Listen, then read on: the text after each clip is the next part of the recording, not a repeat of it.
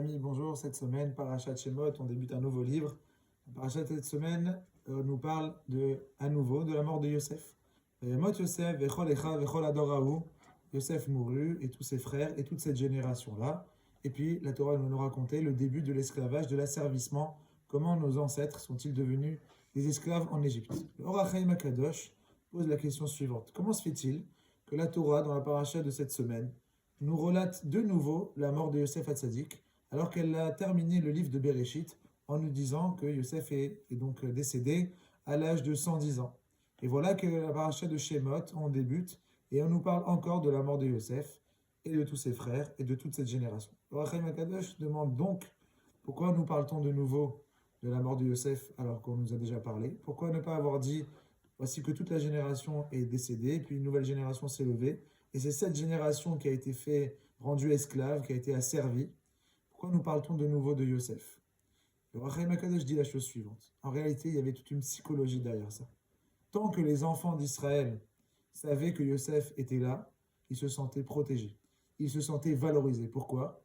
Leur frère, leur oncle, leur grand-père, Yosef Hatzadik, le vice-roi d'Égypte, à qui par haut, Pharaon a dit « Personne ne lèvera la main ou le pied sans que tu ne donnes l'autorisation », il a un pouvoir immense. Et tant que Yosef respire en Égypte, les Juifs sont respectés. Pourquoi? Parce que Yosef est l'homme le plus important du pays, juste en dessous du Pharaon. Les Juifs donc ils sentent qu'on les respecte, ils sentent surtout qu'ils ont de la valeur parce qu'ils sont en famille avec ce fameux Yosef, et donc ils ont une estime d'eux qui est élevée. Et voilà nous dit le Or HaChaim HaKadosh. Il nous révèle cette explication extraordinaire.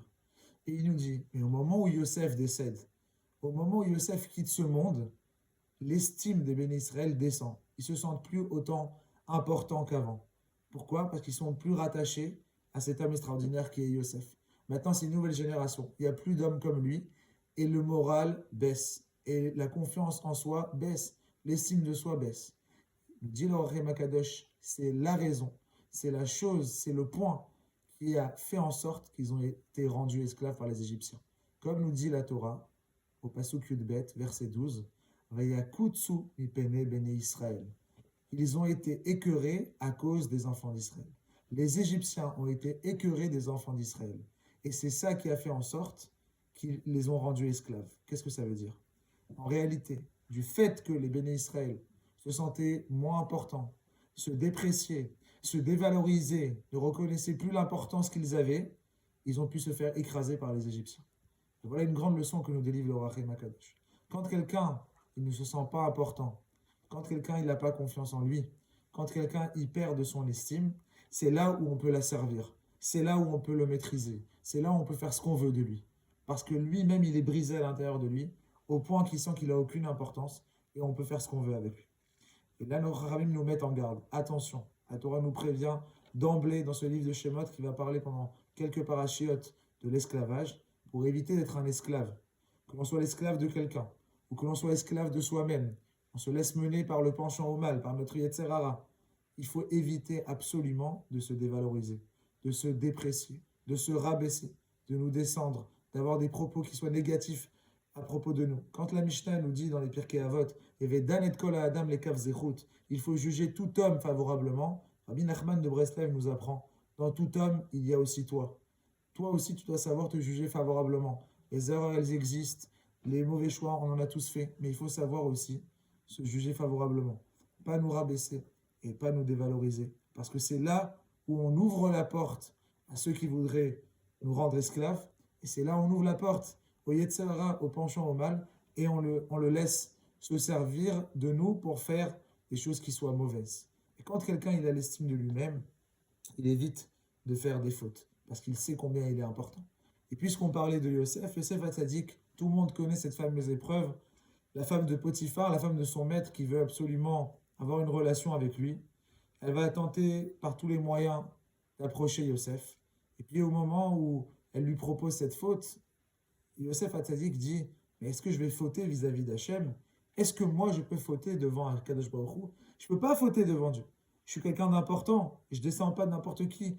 Le Midrash dit qu'il a revu le visage de son père pour un instant et ça lui a donné la force de fuir. On ne peut pas se considérer comme étant n'importe qui. Nous sommes les descendants d'Avraham, Yitzhak, Yaakov, Sarah, Rivka, Rachel et Léa, les béné Israël choisis par Akadosh Baruch Hu pour diffuser la Torah, pour apprendre la Torah, pour être des personnes importantes. On ne peut pas se permettre de se comporter comme des moins que rien. Et Yosef Atzadik a compris ça. Et c'est ça qui lui a donné la force de surmonter cette épreuve-là. Je ne suis pas n'importe qui. Je ne suis pas l'enfant de n'importe qui. Sur des milliards d'individus sur cette terre, j'ai été choisi pour accomplir la volonté d'Akadosh Baruch Hu. Et je ne peux pas me considérer comme de la poussière.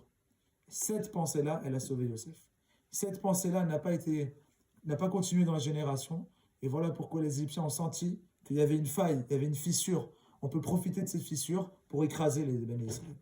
Combien il faut faire attention à ça, mes chers amis. On n'a pas l'impression, mais ça joue énormément chez nous.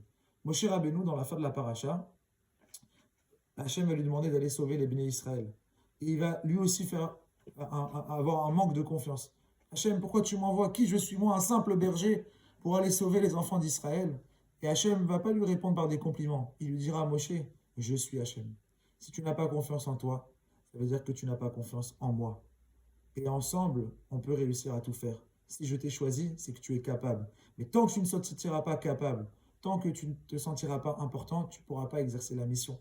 Mais rappelle-toi que si je t'ai choisi, ça veut dire que tu es important, ça veut dire que tu es la bonne personne. Et de la même façon, si Akadosh Baruch Hu nous a choisis, et nous a fait naître dans ce peuple-là, et il nous a donné cette Torah-là, c'est que nous sommes importants, c'est que nous avons une mission.